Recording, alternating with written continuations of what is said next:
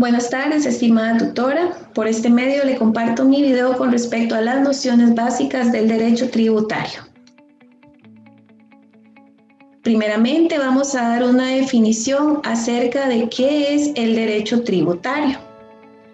El derecho tributario es una rama del derecho financiero que regula todo lo concerniente a los ingresos públicos y a la forma en la cual el Estado ejerce su autoridad para obtener los ingresos necesarios que permitan financiar el gasto público, tendiente este último al suministro de servicios a la colectividad y a la atención de los sectores sociales más vulnerables de nuestro país. De igual manera, vamos a definir qué son los tributos.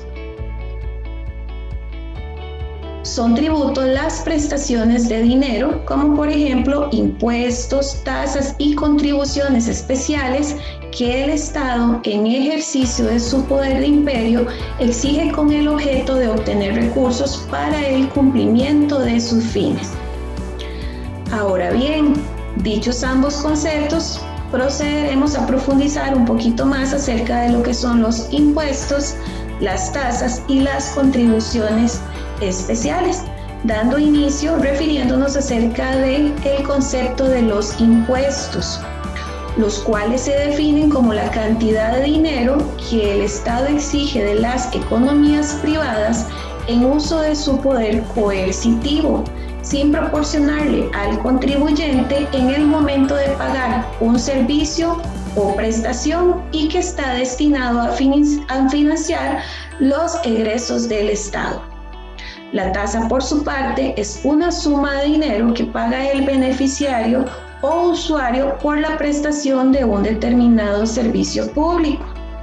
Finalmente, las contribuciones especiales son una prestación obligatoria debida en razón de los beneficios individuales o de grupos sociales derivados de la realización de obras públicas o de especiales actividades del Estado.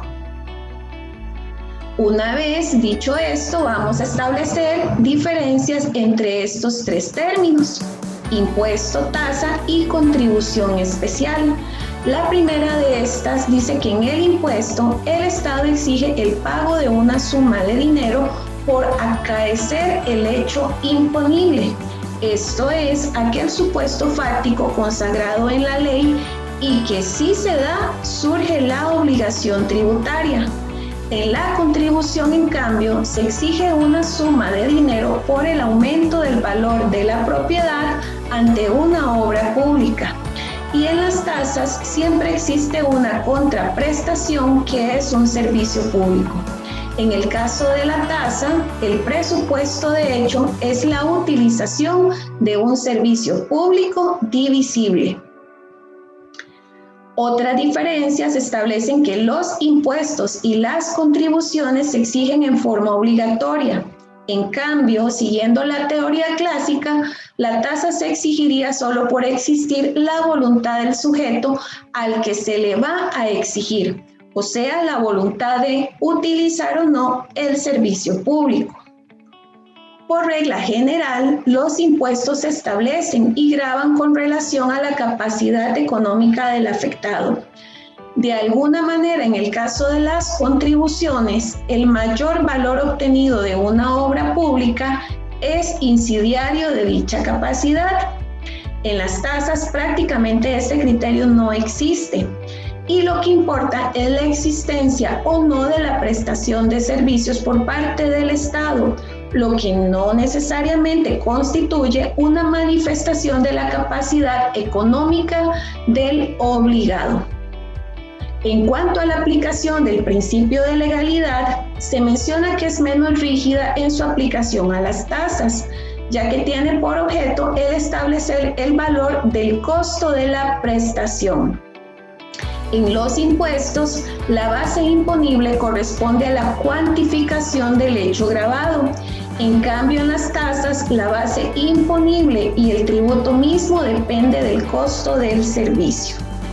En los impuestos no existe contraprestación a favor del contribuyente como ocurre en las tasas y en las contribuciones. Ahora veamos algunos ejemplos con respecto a estos tres términos en estudio.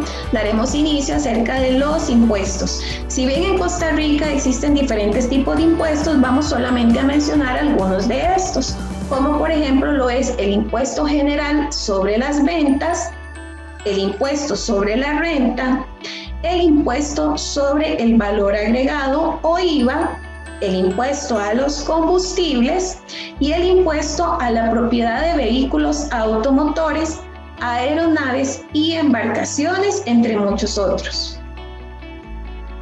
Con respecto a las tasas, podemos mencionar la tasa de interés fija, la tasa administrativa, las tasas locales y las tasas estatales.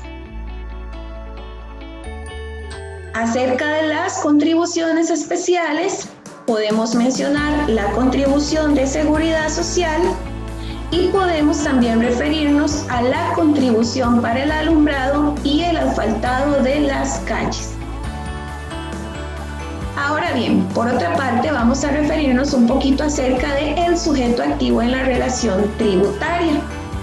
Es aquella parte de la obligación tributaria a la que corresponde la calidad de acreedor, es decir, a quien le corresponde el derecho a exigir el cumplimiento de la obligación, concediéndosele acciones o facultades para ejercer este derecho. El Estado o Administración Central o las demás corporaciones de derecho público legalmente facultados para percibir impuestos, como por ejemplo las municipalidades de nuestro país. Diferencia entre lo que es el sujeto activo y el poder tributario.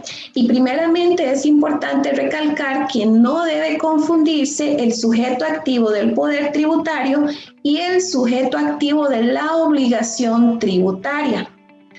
El primero es quien está dotado de la facultad para establecer los tributos, lo cual emana directamente de la Constitución. El segundo, en cambio, es el ente que asume una posición acreedora dentro de cada obligación tributaria concreta. Ahora bien, el sujeto pasivo en la relación tributaria. Este sujeto pasivo es la persona obligada al cumplimiento de las prestaciones tributarias, sea en calidad de contribuyente o de responsable. Algunos elementos: la realización del hecho imponible, la exteriorización de la capacidad contributiva a través de la relación del hecho imponible, que hace referencia a que quien realiza el hecho imponible resulta obligado a la deuda tributaria, ya que al realizarlo manifiesta su capacidad económica o contributiva. Otro elemento es con respecto a la posición deudora.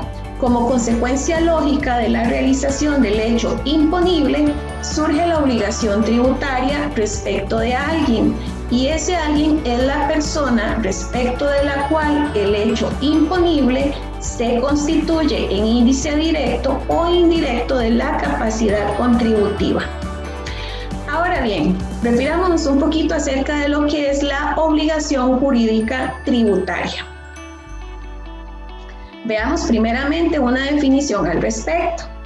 Es un vínculo jurídico cuya fuente inmediata es la ley, que nace con motivo de ocurrir los hechos o circunstancias que la misma señala, y en cuya virtud personas determinadas deben entregar al fisco y entre otros entes públicos designados en la misma ley, sumas también determinadas de dinero para la satisfacción de las necesidades públicas y colectivas. ¿Cuáles son sus características? Primeramente podemos hacer mención que es un vínculo jurídico, vale decir, crea un vínculo entre el ente y el particular llamado contribuyente. Por excelencia, el ente público es el Estado, es a quien pertenece toda la plenitud de la potestad tributaria que es manifestada a través de la ley. La ley describe una situación de tal forma que el particular que incurre en ella se ve obligado al pago de los impuestos. La obligación conlleva pagar sumas de dinero, la cual corresponderá siempre a una persona, constituyendo una relación de carácter personal. El objetivo último de la obligación tributaria es permitirle al Estado la satisfacción de las necesidades, tanto públicas como privadas. Debemos aclarar que el pago de los impuestos es un deber y no un derecho optativo del contribuyente. Y esto es algo que todos debemos tener clara conciencia al respecto. Finalmente llegamos al espacio de actualidad tributaria, algunas noticias que se han gestado y que en estos momentos estamos transmitiendo acá en vivo. El pasado mes de octubre resulta ser que las cooperativas eléctricas lanzan una ofensiva en contra de los impuestos que se les quieren imponer. Al respecto tenemos por acá una nota donde se menciona que las cooperativas que distribuyen electricidad en zonas rurales pasaron a la ofensiva en momentos en que está latente la idea de gravar sus excedentes con un impuesto que llegue a ser parte, que llegue a nutrir las arcas del Estado. Y resulta ser que esas cooperativas no se encuentran de acuerdo, ya que cuando los asociados de las cooperativas reciben esos excedentes, ellos sí pagan un impuesto sobre la renta, por lo que pretenden gravar a las cooperativas. Sería un doble impuesto, ¿verdad? Y esto es considerado como algo ilegal. Además, el hecho de que a ellos se les cobre este doble impuesto traería como consecuencia una afectación sobre la ayuda comunal que brindan a escuelas, asociaciones comunales, al desarrollo de los caminos, de parques, entre otros. Esperemos esta noticia tome un mejor rumbo, pues que haya un beneficio para todas las partes y principalmente que no se llegue a obstaculizar esta labor que muchas cooperativas eléctricas pues ellos están aportando a nivel social. Así que quedaremos atentos a cuáles serán las disposiciones tomadas con respecto al tema.